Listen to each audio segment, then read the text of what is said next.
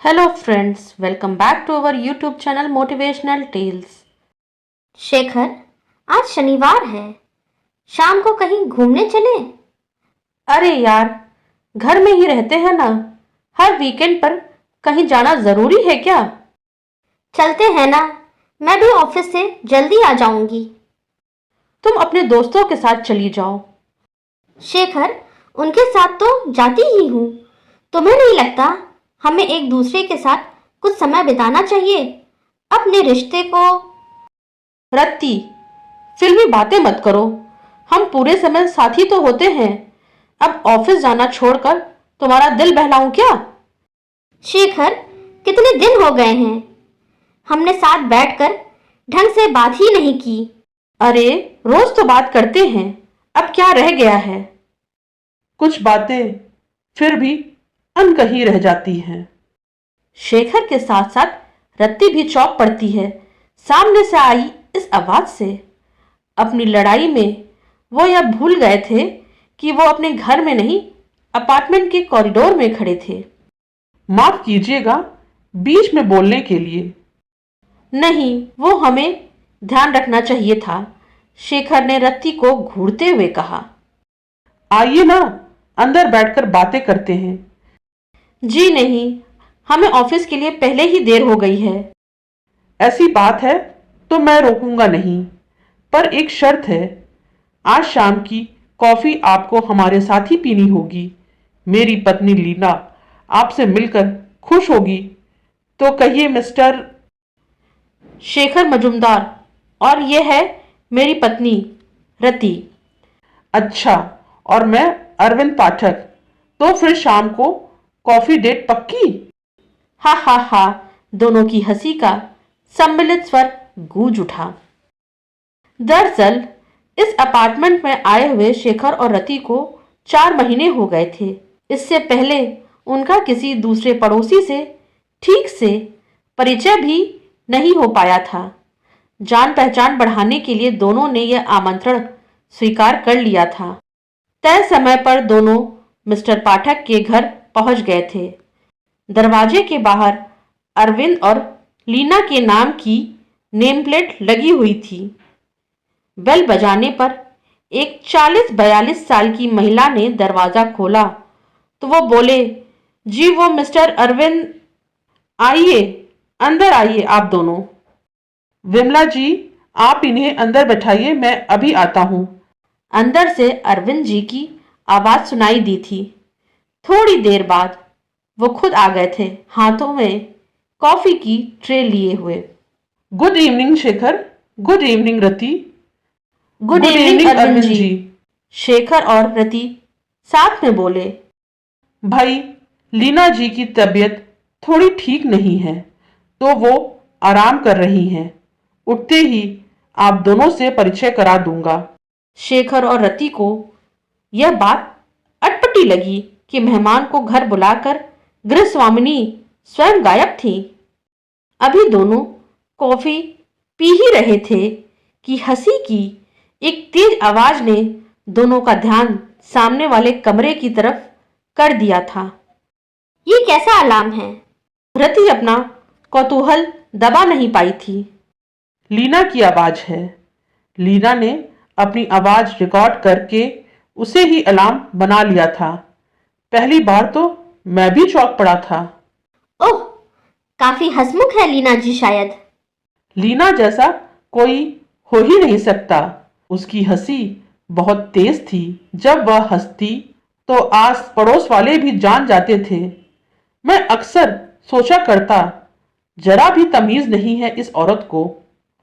कहने को तो डबल एमए है, कॉलेज में लेक्चरर है, परंतु बुद्धि ढेले के बराबर नहीं। बातूनी तो वो इतनी है कि मैं भी कभी कभी खींच उठता था।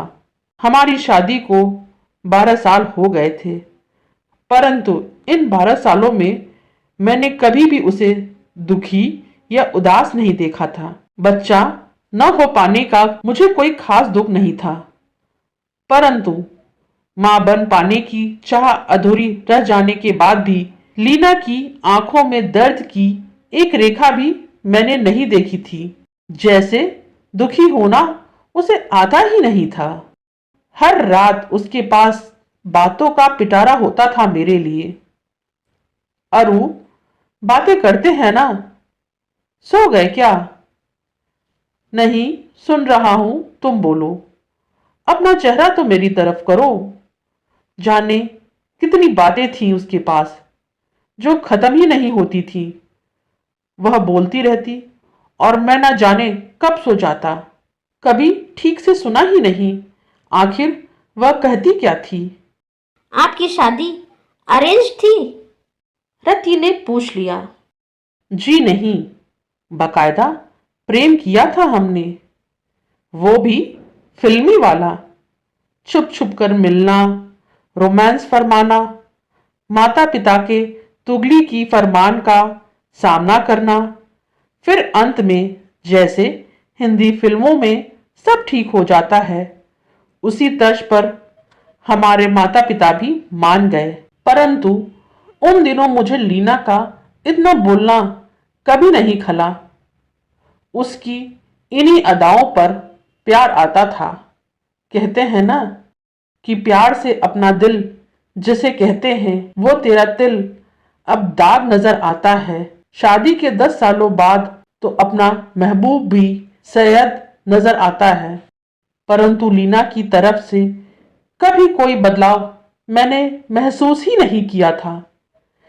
जितनी अच्छी तरह से वह मुझे समझती थी, उस तरह तो मैं भी स्वयं को भी नहीं समझ पाया था। कब मुझे चाय चाहिए होगी, कब मेरा पकोड़े खाने का दिल कर रहा होगा, कब मैं बॉस से झगड़ा करके आया हूं, कब मैं उदास हूं, यह सब वो मेरे बिन कहे समझ जाती थी। क्योंकि शायद हर स्त्री के अंदर कहीं न कहीं एक मां छुपी होती है। हर पार्टी की जान हुआ करती थी लीना। कोई भी मुझे आमंत्रित करता तो उसके पहले ही उसका अनुरोध यह होता था कि भाई अकेले मत आना, भाभी को जरूर लेकर आना। लीना का कहीं भी जाकर उसी परिवार का हो जाना मुझे बहुत परेशान करता था। मैं उसे अक्सर कहा करता था, तुम गेस्ट से कब होस्ट बन जाती हो पता ही नहीं चलता। सबसे इतना घुल मिल जाती थी। खाना अच्छा बनाती है वो? रति के इस सवाल पर मुस्कुरा दिए थे अरविंद। जी नहीं, लीना को तो खाना बनाना आता ही नहीं था। हाँ, मगर उसे खाना खिलाना आता था। इतने प्यार और इतने सलीके से वह खाना सर्व करती थी कि 2 रोटी खाने वाला 5 खा जाता। मेरे दोस्त अक्सर कहा करते थे कि भाभी जी को दिल जीतना आता है। मेरा जवाब होता कि तेरी भाभी को बातें बनाना जो आता है। कभी कभी तो मुझे लगता कि मैंने एक औरत से नहीं, टेप रिकॉर्डर से शादी कर ली हो। पर अरविंद जी, आप बार बार था का इस्तेमाल क्यों कर रहे हैं? लीना जी तो। इससे पहले कि अरविंद कुछ कहते, विमला आ गई थी। साहब, मैं चलती हूँ। खाना बना दिया है और मैडम के कपड़े भी बदल दिए हैं। विमला जी, 1 मिनट रुकिए, आपकी तनख्वाह निकाल कर रखी है, अभी लेकर आता हूं। अरविंद जी के अंदर जाते ही शेखर ने विमला से पूछा, ये लीना जी का क्या चक्कर है? बार बार था बोल रहे थे, जबकि उनकी पत्नी तो अभी जिंदा है। मैडम होकर भी नहीं है। क्या मतलब? रति ने पूछा। आज से करीब 4 साल पहले मैडम को पैरालिसिस का अटैक हुआ था। मैडम कोमा में चली गई थी। 2-2.5 साल तो साहब ने अकेले ही मैडम को संभाला। फिर दोस्तों के समझाने पर 1.5 साल पहले मुझे काम पर रखा। पर कमाल की बात तो यह है कि पता नहीं कैसे साहब को बिना मैडम के बोले ही पता चल जाता है कि कब उन्हें बाथरूम जाना है, कब टीवी देखना है, कब भूख लगी है, कब कहानी सुननी है। साहब तो मैडम को तैयार भी खुद ही करते हैं। वो तो आज आप लोग आ गए हैं इसलिए मैंने कर दिया। टीवी, बाथरूम, इसका मतलब अब काफी सुधार आ गया है उनकी हालत में। तब से अब तक बस इतना सुधार आया है कि मैडम कोमा से तो बाहर आ गई हैं, लेकिन लेकिन क्या? लेकिन मेरा टेप रिकॉर्डर का म्यूट बटन दब गया शेखर जी।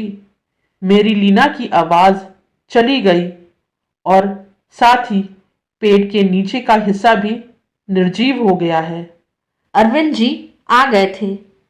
कुछ देर तक सभी चुपचाप बैठे रहे। विमला के जाने के बाद रति ने बात की शुरुआत की। माफ कीजिएगा अरविंद जी, वो नहीं नहीं, कोई बात नहीं। पर अचानक ये हुआ कैसे? शेखर ने पूछा। उस रात मैं ऑफिस से लेट घर पहुंचा था। लीना के छात्र छात्राओं की भीड़ घर पर ही थी। वह उनके साथ बैठी हुई रसायन शास्त्र के किसी अध्ययन पर चर्चा कर रही थी। जब तक मैं हाथ मुंह धोकर आया, घर खाली हो चुका था। मुझे देखकर हंसते हुए बोली, डिनर करोगे या करके आए हो? जला भुना तो मैं था ही। उसके इतना कहते ही चिल्ला पड़ा, मेरे पास तुम्हारी तरह इतने चाहने वाले तो हैं नहीं जो साथ में डिनर ऑफर करेंगे। मुझे लगा था अब तो पक्का लड़ेगी मुझसे, परंतु उसके चेहरे पर गुस्से की एक लकीर तक नहीं उभरी और वो हंसते हुए बोली, हाँ भाई, तुम्हारी यह बात तो सही है। कड़वा करेला ऊपर से नीम चढ़ा, खाने की हिम्मत तो सिर्फ मुझ में ही है। अच्छा, तो मैं करेला हूं? हाँ, और तुम्हें तो पता है मुझे करेला कितना पसंद है। न चाहते हुए भी मैं हंस पड़ा था। अच्छा चलो मैडम, डिनर कर लेते हैं। तुम कर लो, मैं तो कर चुकी। कैसी बीवी हो तुम? दुनिया भर की औरतें अपने पति का खाने पर इंतजार करती हैं, उनके आने पर साथ में खाना खाती हैं। करती होंगी, पर लीना उनके जैसी नहीं है। वैसे भी एक पुण्य आत्मा ने कहा है कि खाने के लिए भूख का इंतजार करना चाहिए, पति का नहीं। अच्छा, कौन सी पुण्य आत्मा? जरा मैं भी तो सुनूं। वही जिसके पति होने का सौभाग्य आपको प्राप्त हुआ है। हा हा हा, हा हा हा। एक साथ हंस पड़े थे हम दोनों। उस रात बिस्तर पर लेटकर मैं फेसबुक चेक कर रहा था। वह मेरे पास आई और कहने लगी, क्या कर रहे हो? बातें अपने दोस्तों के साथ। दूर बैठे दोस्तों से बात कर सकते हो, पास बैठी पत्नी से नहीं। क्या बात करूं तुमसे? कौन सी बात बची है करने को? दिन भर तो बोल बोल कर दिमाग खराब कर देती हो। इसने वो कहा, उसने ये किया। कितना स्टॉक है तुम्हारे पास बातों का जो कभी खत्म ही नहीं होता। हाँ, करती हूं मैं, पर तुम ही बताओ कितनी बार अपना फोन साइड में रखकर मेरी आंखों में आंखें डालकर मेरी बात सुनते हो? क्या सुनूं मैं? अपनी मां की बुराइयां? लीना की अच्छाइयों पर उसका मां न बन पाना जैसे एक ग्रहण था। इसलिए मेरी मां एक भी मौका नहीं छोड़ती थी लीना को नीचा दिखाने का। जैसे औरत की पहचान केवल मां बनना हो, जैसे मेरा खानदान धरती पर बची एक विलुप्त प्रजाति हो जिसके समाप्त होने का खतरा बना हुआ हो। मेरे उस प्रश्न पर शायद थोड़ा विचलित हुई थी वो, परंतु तुरंत ही पलटवार करती हुए बोली, क्या बाबू मुशायर, तुम तो जानते हो मैं पीठ पर वार करने में यकीन नहीं रखती। इसलिए जो भी कहना होगा तुम्हारी मां के मुंह पर कहूंगी। उसकी इन्हीं बातों पर प्यार आ जाता था मुझे। फिर उसे अपनी बाहों में लेकर मैंने पूछा था, तो फिर बताओ कौन सी बात करनी है? कुछ मेरी सुनो, कुछ अपनी सुनाओ। कमाल है, तुम किसी और की सुन भी सकती हो। अरविंद, अच्छा बताओ। उसके बाद पता नहीं लीना क्या क्या मुझसे बताती रही। आज याद करता हूं तो कुछ भी याद नहीं आता, क्योंकि मैंने कुछ भी सुना ही नहीं था। मैं तो क्रिकेट देखने में व्यस्त हो गया था। पता नहीं कब तक बोले जा रही थी वो। अचानक ही एक चीख से मेरा ध्यान लीना की तरफ गया था। अरविंद! क्या है लीना, ऐसे क्यों चीखी तुम? कब सीखोगी तमीज? हड़बड़ाहट से मेरे हाथों से टीवी का रिमोट भी गिर गया था। एक ही घर में अजनबी बन गए हैं हम दोनों। तुम कहते हो ना मैं इतना बोलती हूं, क्या तुम सुन पाते हो मुझे? क्या तुम तक पहुंच पाती है मेरी आवाज? गुस्से में पागल हो गया था मैं। क्या सुनूं? अपने घर में शांति के लिए तरस गया हूं मैं। तुम्हारी दिन भर की फालतू बकवास से थक गया हूं मैं। थोड़ी देर के लिए खामोश नहीं हो सकती हो तुम? आज तुम्हें मेरी आवाज बुरी लगती है, कल कहीं खामोशी न चुभने लगे। इसके बाद लीना सो गई थी। नींद में ही स्ट्रोक आया उसे और मेरी जिंदगी में खामोशी भर गई। कमरे में एक चुप्पी पसर गई थी। अरविंद जी, डॉक्टर क्या कहते हैं? रति ने पूछा। इलाज कर रहे हैं। अगले महीने लीना को अमेरिका ले जा रहा हूं। देखिएगा, वो बिल्कुल ठीक हो जाएंगी। शेखर ने दिलासा देने की कोशिश की। अरविंद ने एक लंबी सांस ली और बोले, एक बात कहूं आप दोनों से? चंद लम्हे तुम्हारी जिंदगी के तुम्हारे पास ऐसे मुट्ठी में कैद हों, रेत जैसे। इससे पहले कि वक्त फिसल जाए मुट्ठी से तुम्हारी, जी लो हर लम्हा आखिरी वक्त हो जैसे। आ आ अंदर कमरे से आ रही इस आवाज को सुनकर अरविंद जी अचानक खड़े हो गए थे। बस इतना ही कहना था आप दोनों से। अब आप दोनों को मुझे माफ करना होगा। लीना को टीवी देखने का मन कर रहा है तो मुझे उसके पास जाना होगा। दोनों को दरवाजे तक छोड़ने अरविंद जी आए तो अचानक शेखर रुक गया और पलटकर उसने अरविंद जी से पूछ लिया, अरविंद जी, आपको कैसे पता चला कि लीना जी को टीवी देखना है? चेहरे पर फीकी हंसी आ गई थी उनके। कोई कमाल की बात नहीं है शेखर। बस जिंदगी भर जिस लीना की आवाज मैं नहीं सुन पाया था, उसकी खामोशी को भी अब ये मेरा दिल सुनने लगा है। दोस्तों, स्टोरी आपको अच्छी लगे तो इसे लाइक करिए, कुछ कहना हो तो कमेंट करिए, चैनल पर नए हो तो सब्सक्राइब करना बिल्कुल मत भूला करिए। Thanks for listening.